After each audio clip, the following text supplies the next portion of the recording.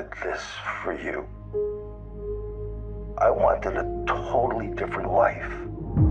A steady paycheck. Kids. A family.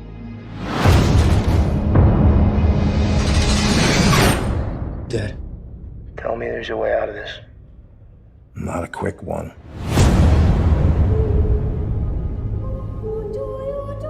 We would like you to transfer to another prison and befriend someone to elicit a confession. We suspect that this man killed 14 women, but we only have one of the bodies. Larry has vivid dreams. Tell me about him. In my dreams, I kill women. Those are just dreams. In this prison, where the guys?